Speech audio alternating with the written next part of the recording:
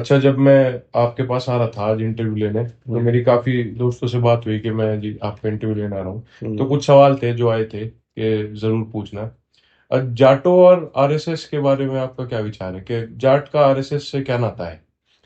देखिए, जाट का तो सरदार से तम्बाकू का जो है वो ही है। अच्छा।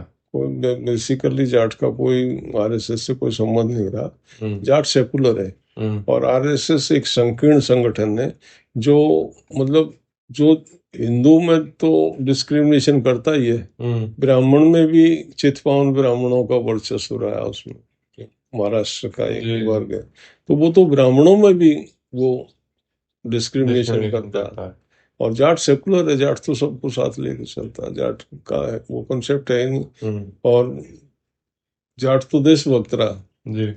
आरएसएस का आप इतिहास उठाओ, आरएसएस जो है हम्म। उस वो आजादी के आंदोलन में उसकी भूमिका जो थी वो प्रो ब्रिटिशर्स थी। जी। बंगाल में जहाँ मुस्लिम लीग का प्रस्ताव पास हुआ, जी। बंगाल गवर्नमेंट में, उसमें श्यामा प्रसाद मुखर्जी मंत्री थे। जी। तो इनके बड़े नेता हैं, आदर्श हैं श्यामा प्रसाद बिल्कुल। मुखर्जी। हम्म। वो और ये जो सावरकर थे, हम्म। टू नेशन थ्योरी तो सबसे पहले उन्होंने ही उठाई। जी जी। और हम इसके हक में थे ही नहीं। हम्म।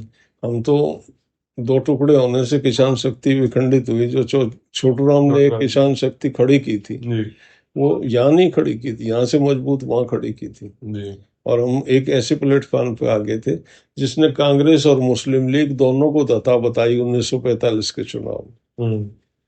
तो ये मुस्लिम लीग को भी भय था हम्म।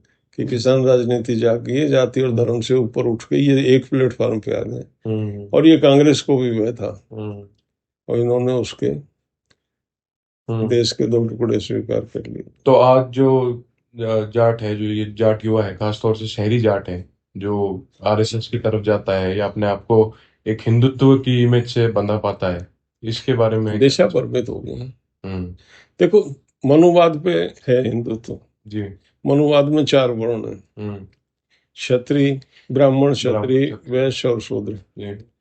क्षत्रिय ने कभी हमको एक्सेप्ट, नहीं जो किया। जो सो कॉल्ड क्षत्रिय है, हम्म। हालांकि वो डेफिनेशन में नहीं मानता, जी जी। लेकिन सो कॉल्ड क्षत्रिय ने हमको एक्सेप्ट नहीं किया, ब्राह्मण ने हमको एक्सेप्ट नहीं किया, वैश्य हमें नहीं, हम्म। तो शूद्र ही है ना। हम्म। क्या ये इस जाट से पूछोगे आप जो उधर जा रहा है कि आप उस वर्ण व्यवस्था में आप शूद्र हैं? हम्म। बोले हम तो क्षत्रिय हैं। हम्म। तेरे कहने से क्षत्रिय क्या है? हम्म। वो तो व्यवस्था है। वो व्यवस्था आपको चौथे वर्ण में रखती है। जी। सही बात है। अगर उसको मानते हो तो चौथे में रहोगे। हम्म। मैं उसको नहीं मानता तो मैं चाहे कोई से में रहूं, हम्म। मैं तो उस व्यवस्था को ही नहीं मानता। बिल्कुल। लेकिन अगर आप उस व्यवस्था को मानते हो तो आपको चौथा वर्ण मिलेगा वहां पे। और मिला भी है जिसने मानी है। हम्म। तो ये हमारे भाई समझ नहीं रहे हैं। हम्म।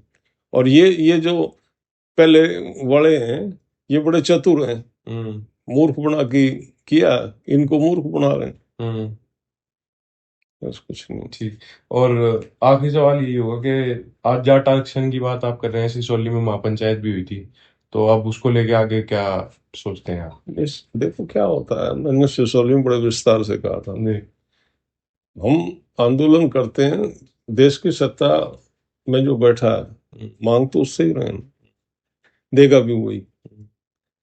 और जहाँ उम्मीद होती है वहाँ प्रेशर होता है। मैंने बहुत ही विस्तार में बताया था कि वो जो सरकार थी 2014 तक, जी। उसमें हमारे वकील थे। हम्म। और अपने समय के सबसे सशक्त वकील हरियाणा के भूपेंद्र हुड्डा से बड़ा हम्म। कोई नहीं, जी उत्तर प्रदेश में अजीत सिंह जी से बड़ा कोई नेता जी। नहीं, और पंजाब से कैप्टन साहब थे। हम्म।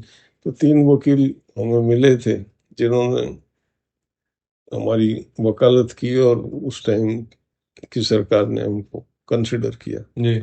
और आज मैं बार बार मीटिंग में कहता हूँ अपने बीजेपी, हम राजनीति नहीं करते, हम्म। आज मैं अपने बीजेपी के जो भाई हैं, जो बीजेपी में जुड़े हुए हैं, हमारे जाट भाई, उनसे कहता हूँ हमारी वकालत कर दो भाई। हम्म। होगा तो पॉलिटिकली, बिल्कुल।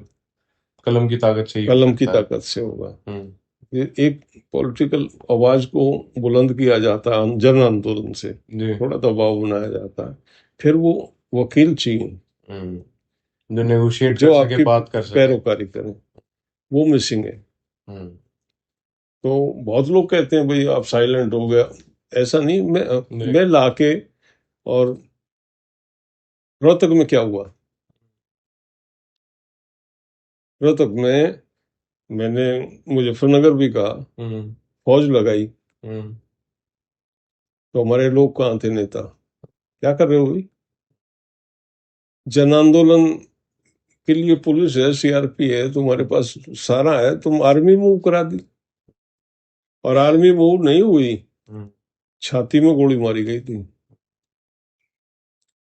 जी। मॉब को कंट्रोल करने के लिए ट्रेनिंग होती है कि भाई पैर में गोली मार के, आज क्रिमिनल यूपी में देखा होगा 200 क्रिमिनल अरेस्ट जी। हुए हैं जिनके पैरों में गोली मारी पैरों में गई, गोली। और वो बच्चे क्रिमिनल थोड़ी थे जिनकी छाती में ही गोली मार दी। हम्म। यानी कि हमारे आंदोलन को क्रैश और एक टेरर बनाया गया, और वो कमी कहीं ना कहीं हमारे भाइयों की थी जो वहाँ जुड़े हुए हैं, हम्म। वो उस बात को मजबूती से हमारी पैरवी नहीं कर पाए।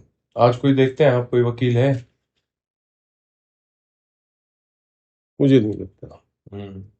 और इसलिए मेरी आदत है, मैं इसीलिए अपने भाइयों को मरवाने के लिए कभी मैं आंदोलन नहीं। हम्म। अच्छे सेनापति का काम होता है, खुद भी बचे, अपनी फौज को वो चाहे और दुश्मन पे वार करे। जी। ये नहीं मैं मॉब बुला लूं और अपने नौजवानों को जी। अननेसेसरी। वातावरण बनेगा तो वातावरण के हिसाब से, आज नहीं है अभी। ठीक है चौधरी साहब, बहुत बहुत धन्यवाद आपका इंटरव्यू के हम्म, लिए।